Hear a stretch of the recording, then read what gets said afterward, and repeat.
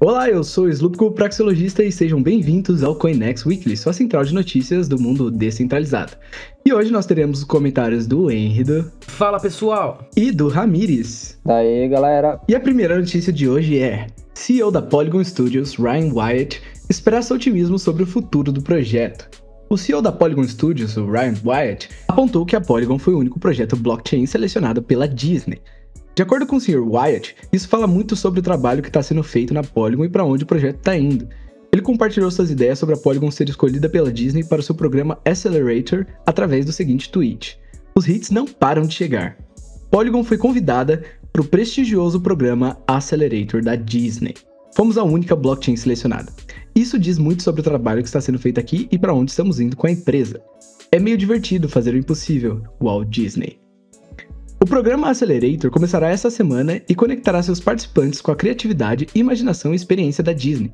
Cada empresa participante receberá orientação da liderança sênior da Disney. A Disney está comprometida em usar a tecnologia para construir experiências de entretenimento futuras. Bunny Rosen, gerente-geral do programa Disney Accelerator, explicou que o programa Acelerador está em sintonia com a missão da empresa de alavancar a tecnologia para construir as experiências de entretenimento do futuro. Ele disse: "Por quase um século, a Disney tem estado na vanguarda do uso da tecnologia para construir as experiências de entretenimento do futuro. O Disney Accelerator está entusiasmado por fazer parte desse legado e com mais nova classe de empresas, esperamos aprofundar nosso compromisso com a inovação e continuar a trazer experiências mágicas para o público e convidados da Disney pelos próximos 100 anos. E aí, Rendo, o que você tem a dizer? Bem legal essa notícia, né? O interessante dessa notícia é que ela traz uma coisa que eu sempre comento, né? O Slupko sempre comenta sobre o fundamento quando a gente trata de criptomoeda, mais precisamente do Bitcoin, né? Mas geralmente de outras moedas também, olhar o fundamento. E eu sempre trago a questão da utilidade, né? Da blockchain. E não existe maior comprovação de utilidade do que uma empresa investir nesse sentido no projeto da Polygon. Isso vai acarretar, por efeito cascata, né, uma utilidade gigantesca para essa blockchain. A gente pode até experienciar aí um possível aumento de preço da Polygon e aí nos próximos dias aí, quem sabe, né? E claro, novamente, não é uma dica de investimentos, né? É só uma expectativa que a gente tem por conta da utilidade da blockchain estar sendo colocada em prática, né? E esse tipo de coisa acaba acarretando também para outros projetos visarem essa utilidade, né, através da blockchain para servir outras empresas. O que me preocupa bastante é, quem sabe, a possível centralização que vem por aí, né?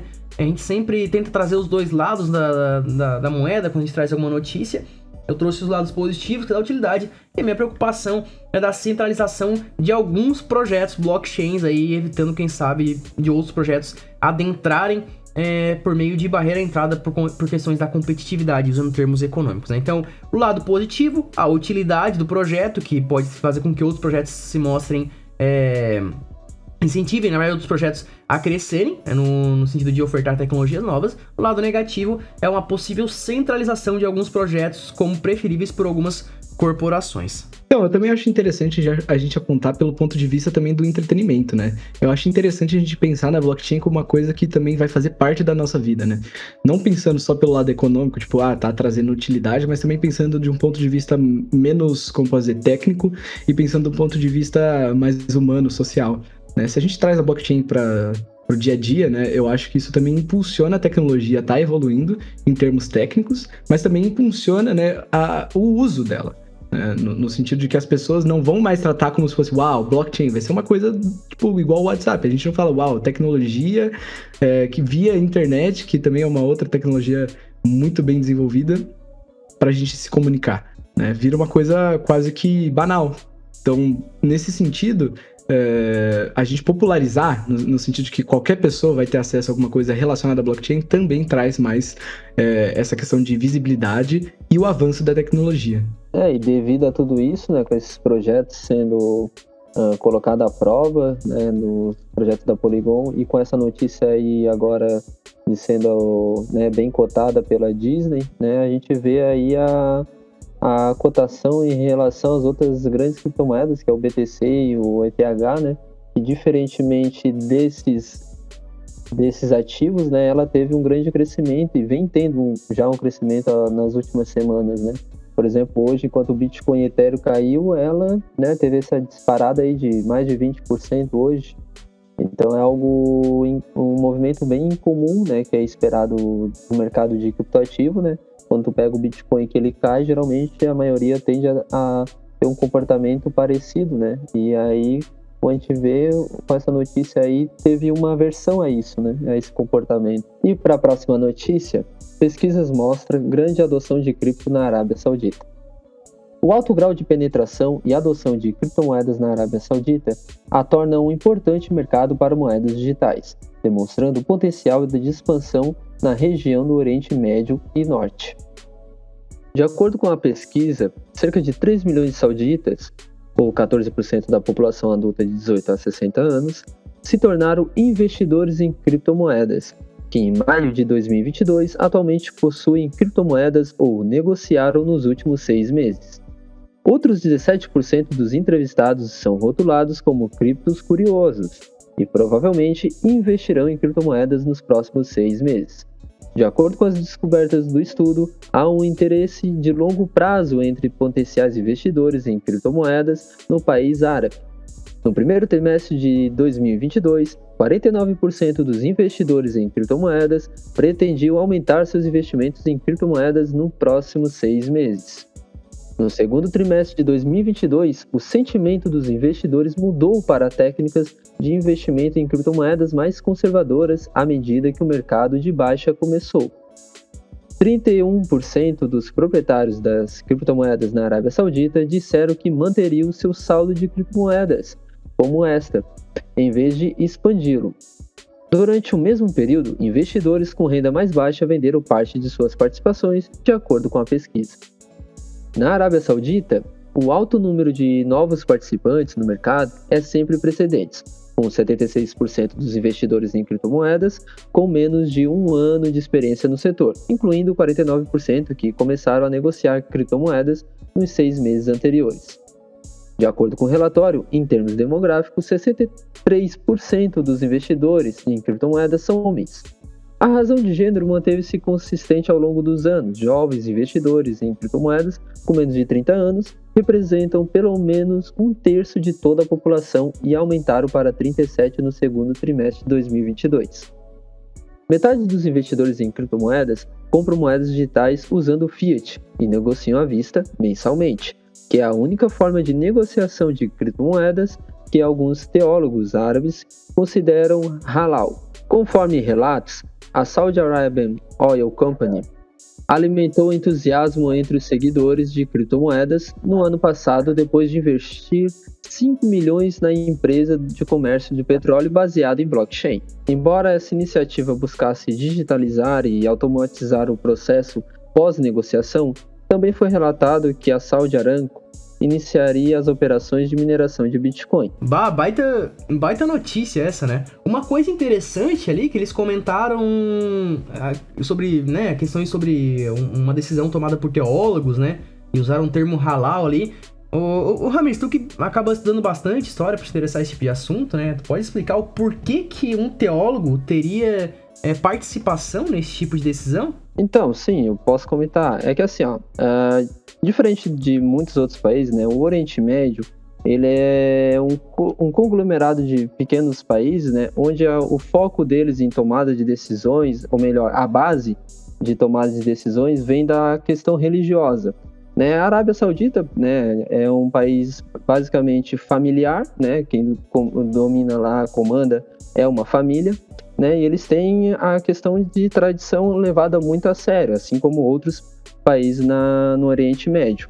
Né? Então, ali a questão de um teólogo, né, comentar sobre algo desse tipo, lá é considerado algo extremamente relevante esse teólogo, porque é como se fosse aqui um economista ou um grande administrador de empresa, ou até um tal de digital influencer da vida, por assim dizer.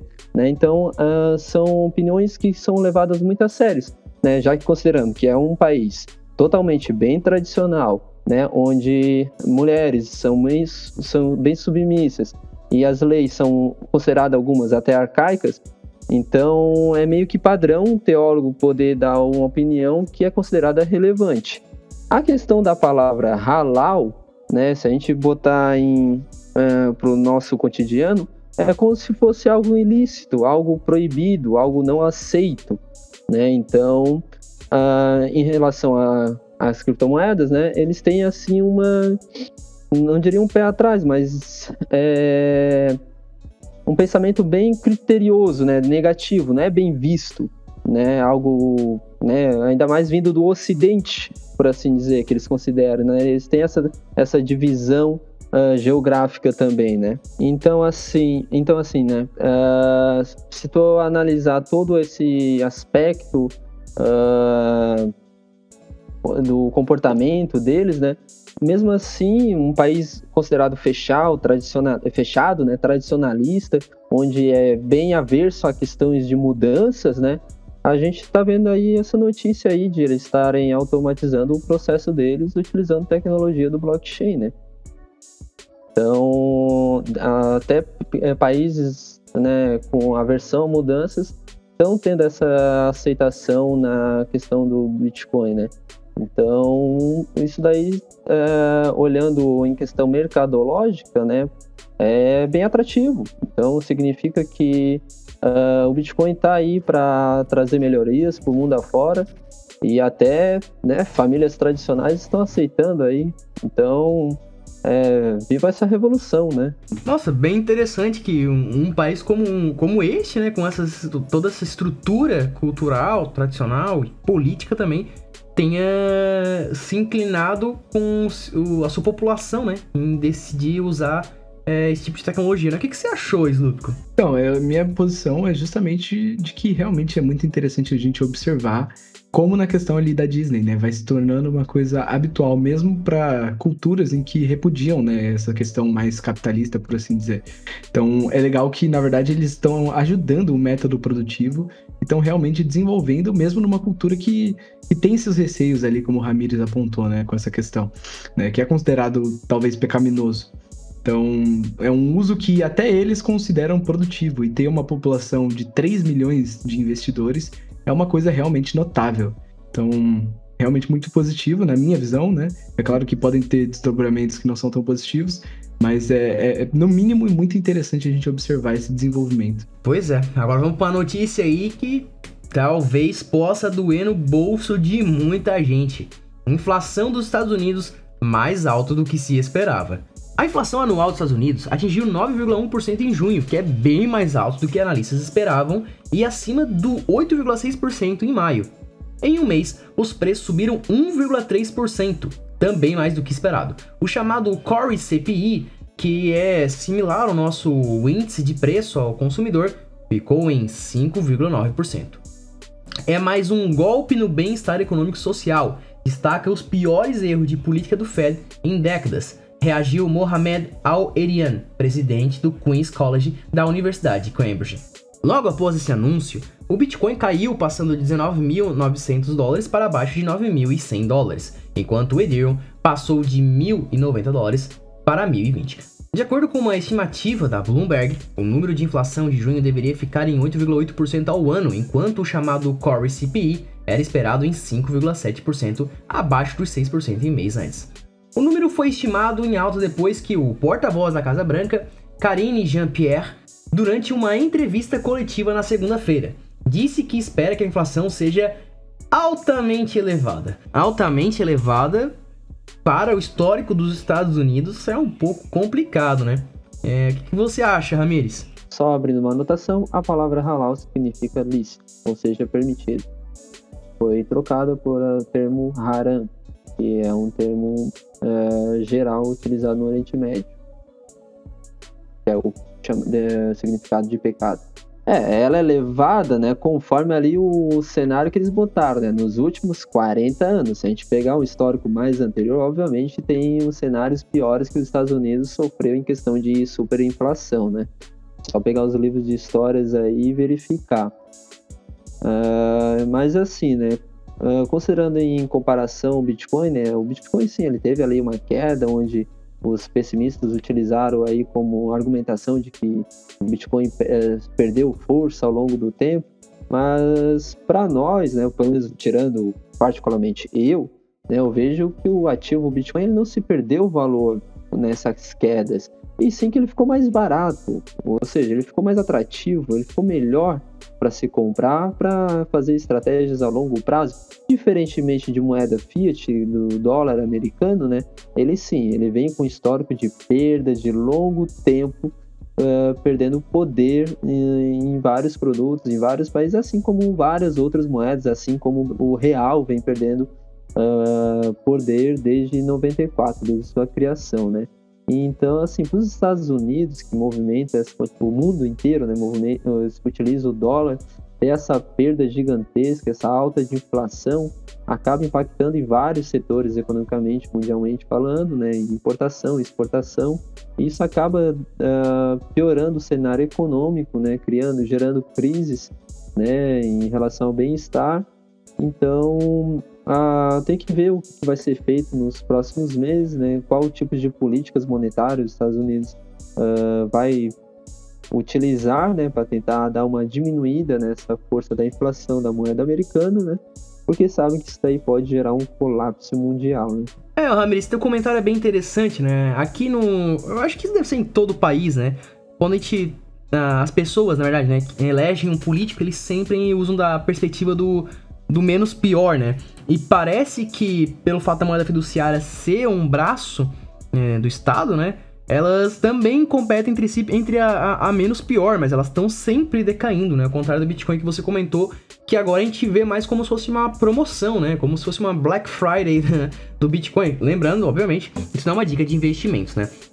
E uma coisa interessante é que os Estados Unidos tá percebendo que o afrouxamento monetário, né? O quantitative easing, ele não tá mais funcionando, eles não têm mais a mesma capacidade de expandir a base monetária sem os efeitos da inflação, né? Isso é uma coisa bem clara. E isso, ele tem um efeito cascata perigosíssimo, porque na medida que as pessoas detêm o dólar pela confiança, mas acabam percebendo que não dá para confiar, todo o valor que segura o dólar somente pela confiança pode trazer efeitos desastrosos para a economia americana, e como todos nós sabemos, esses efeitos desastrosos para a economia americana pode sim se espalhar para os demais países, né? Principalmente os países que são mais abertos em termos de relações internacionais, né? Dado que muitas estruturas industriais acabam sendo dependentes de matérias-primas de alguns países específicos, principalmente dos Estados Unidos, né? E vocês, Lu, o que você achou aí? 9% é pouco, né? Ou é bastante, né? Eu sei que alguns países como a Argentina, por exemplo, 9% seria o céu, né? Me conta aí os seus pensamentos sobre isso daí. Então, eu acho que já é o esperado, né, das circunstâncias, né? A gente viu uma impressão ali em 2020, em 2021, absurdas, né? Para tentar manter uma estrutura, né, quase que ditatorial, impedindo a produção, na medida em que se incentivava a demanda, né? Foi uma coisa realmente desastrosa. Eu acho que é muito esquisito, né, economicamente falando, você vê economistas que planejam uma economia onde você desincentiva a produção e incentiva a demanda, né? Dando dinheiro gratuito para as pessoas. E a conta ia chegar em algum momento, e eu acho que ainda não chegou, né? Isso aqui é só o começo do downfall. Então, realmente não me surpreende que isso esteja acontecendo. É claro que a gente viu um monte de keynesiano, neo-keynesiano e o pessoal da escola mainstream falando justamente que não teria inflação, né? Mas eles esquecem que a inflação não é imediata. É claro que existem outros efeitos retardantes, né? Que retardam os efeitos econômicos, né? Das leis econômicas, mas a conta precisa chegar em algum momento, né? Nada é de graça, né? Não existe almoço grátis. Então, não me surpreende isso. Outra coisa que eu gostaria de comentar também é que, por mais que a gente esteja comentando que o Bitcoin, ele tem uma tendência de alta a longo prazo, e que a gente esteja num cenário agora de, entre aspas, promoção, também é interessante a gente visualizar como que o Bitcoin e as criptomoedas também, elas se espelham um pouco nos mercados tradicionais, né? Então, a gente vê a inflação subindo, né, da Fiat, e o Bitcoin caindo. Então, é claro que isso denota risco. Porque se o Bitcoin é de fato o meio de... Quando a gente vê inflação de moedas fiat, seria normal a gente ver o preço subindo, né?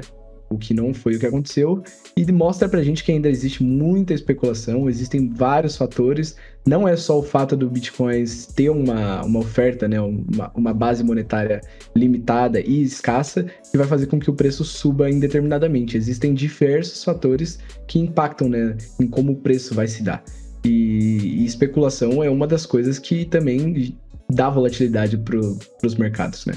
Então, é importante a gente notar que a questão fundamentalista do Bitcoin não é a única coisa que determina o preço dele. Então, é importante a gente sempre se atentar a isso quando a gente está falando do Bitcoin enquanto investimento, né? De que, por mais que a tecnologia seja sólida, as questões de volatilidade, especulação ainda estão muito fortes e que é sempre importante se proteger, né? Mas é isso mesmo. O seu comentário, Zupco, ele é ótimo e ele vai muito de encontro a um comentário que eu já fiz no Connex Weekly passado, que é sobre a teoria do valor, né? Naquele momento, eu estava fazendo uma crítica de pessoas que acreditam que o Bitcoin não tem valor intrínseco, daí eu expliquei o que era a teoria do valor e basicamente trouxe ela como uma síntese de utilidade e escassez, né?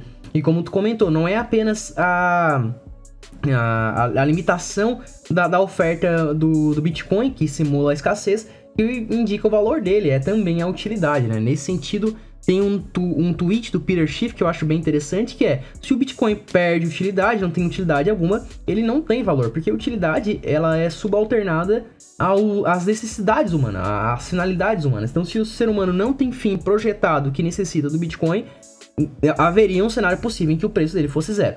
Nós acreditamos que não, que existe uma utilidade por conta da necessidade de uma moeda para estrutura de produção complexa, por conta da necessidade de um meio de pagamento mais rápido, efetivo, barato, seguro. Então, por conta disso, acreditamos que ele vai ter bastante valor, né? Então, é bem interessante esse teu comentário, Slufko. E a gente vai ficando por aqui. Esse foi o Coinex Weekly da sexta-feira. E também não se esqueçam de seguir a gente nas nossas outras redes sociais e se inscrever aqui no YouTube, né? Deixar um comentário e um like para fortalecer. Eu sou o Slupco, praxeologista. E eu sou o Henrido. E eu sou o Ramires. E até mais.